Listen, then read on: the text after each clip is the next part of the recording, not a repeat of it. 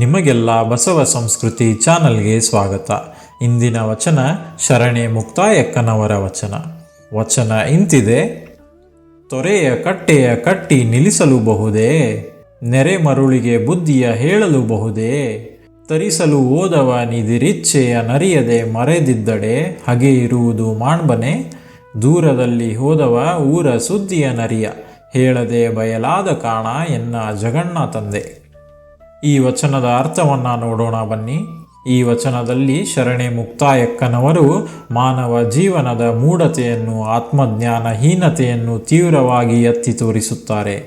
ಅವರು ಕೇಳುತ್ತಾರೆ, ತೊರೆಯ ಕಟ್ಟೆಯ ಕಟ್ಟಿ ನಿಲ್ಲಿಸಲುಬಹುದೇ, ಅಂದರೆ ರಭಸದಿಂದ ಹರಿಯುತ್ತಿರುವ ನದಿಯನ್ನು ತಡೆಯಲು ಸಾಧ್ಯವೇ? ಇಲ್ಲ. ಹಾಗೆಯೇ ಅಜ್ಞಾನ ಮತ್ತು ಅಹಂಕಾರದ ಹೊಳೆ ತಡೆಯಲು ಕೇವಲ ಮಾತು ಸಾಲದು. ನೆರೆ ಮರುಳಿಗೆ ಬುದ್ಧಿಯ ಹೇಳಲುಬಹುದೇ, ಅಂದರೆ ಮೂರ್ಖನಿಗೆ ಬುದ್ಧಿ ಹೇಳಿದರೆ ಅದು ಅವನಿಗೆ ಅರ್ಥವಾಗುವುದಿಲ್ಲ. ಅವನೊಳಗಿನ ಕತ್ತಲೆ ಹೋಗದೆ ಅವನಿಗೆ ಬೆಳಕು ಕಾಣದು. ತರಿಸಲು ಓದವ ನಿದಿರಿಚ್ಛೆಯ ನರಿಯದೆ ಮರೆದಿದ್ದಡೆ ಹಗೆ ಇರುವುದು ಮಾಣ್ಬನೆ, ಅಂದರೆ ಆತ್ಮತತ್ವವನ್ನು ತಿಳಿಯದೆ ದೇವರ ಅರಿವಿಲ್ಲದೆ ಜೀವನ ಸಾಗಿಸುತ್ತಿರುವವನಿಗೆ ಹಗೆ, ಅಹಂಕಾರ, ದುಃಖ ಇವು ತಪ್ಪದು. ದೂರದಲ್ಲಿ ಹೋದವ ಊರ ಸುದ್ದಿಯ ನರಿಯ, ಹೇಗೆ ಊರ ಬಿಟ್ಟು ದೂರ ಹೋದವನಿಗೆ ಊರ ವಿಷಯ ಗೊತ್ತಾಗದು, ಹಾಗೆಯೇ ದೇವರಿಂದ ದೂರವಾದ ಮನಸ್ಸಿಗೆ ಭಕ್ತಿಯ ಸತ್ಯ ಗೊತ್ತಾಗುವುದಿಲ್ಲ. ಕೊನೆಗೆ ಅವರು ಹೇಳುತ್ತಾರೆ, ಹೇಳದೆ ಬಯಲಾದ ಕಾಣ ಎನ್ನ ಅಜಗಣ್ಣ ತಂದೆ. ಅಜಗಣ್ಣ ಶಿವನೇ, ತಾನೇ ನಿಜವಾದ ಬೋಧಕ.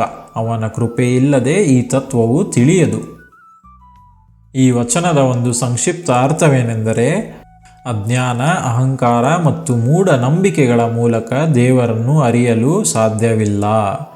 ಹೆಚ್ಚಾಗಿ ಜನರು ಭೌತಿಕ ಆಸೆಗಳಲ್ಲಿ ಮುಳುಗಿ ಹೋಗುತ್ತಾರೆ, ಆದರೆ ದೇವರಲ್ಲಿ ಲೀನವಾದ ಮನಸ್ಸಿಗೆ ಮಾತ್ರ ಆತ್ಮತತ್ವದ ಬೆಳಕು ಕಾಣಿಸುತ್ತದೆ. ಒಂದು ಉದಾಹರಣೆಯನ್ನು ನೋಡುವುದಾದರೆ, ಒಬ್ಬ ಅಂಧನಿಗೆ ಸೂರ್ಯನ ಬೆಳಕಿನ ವಿವರಣೆ ನೀಡಲು ಪ್ರಯತ್ನಿಸಿದರೆ ಅವನಿಗೆ ಅರ್ಥವಾಗುವುದೇ ಇಲ್ಲ. ಆದರೆ ಅವನ ಕಣ್ಣು ತೆರೆಯುವ ಕ್ಷಣದಲ್ಲೇ ಬೆಳಕು ಅವನ ಮುಂದೆ ಕಾಣುತ್ತದೆ. ಹಾಗೆಯೇ ಭಕ್ತಿ ಮತ್ತು ಆತ್ಮಜ್ಞಾನವು ಮಾತುಗಳಿಂದ ಅಲ್ಲ, ಸಾಧನೆಯಿಂದ, ಅಂತರಂಗದ ಜಾಗೃತಿಯಿಂದ ಮತ್ತು ದೇವರ ಕೃಪೆಯಿಂದ ಮಾತ್ರ ಅರಿವಾಗುತ್ತದೆ.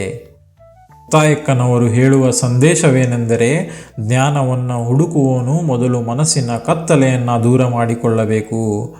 ಆಗ ಮಾತ್ರ ಅಜಗಣ್ಣ ಶಿವನ ತತ್ವ ಬಯಲಾಗುತ್ತದೆ.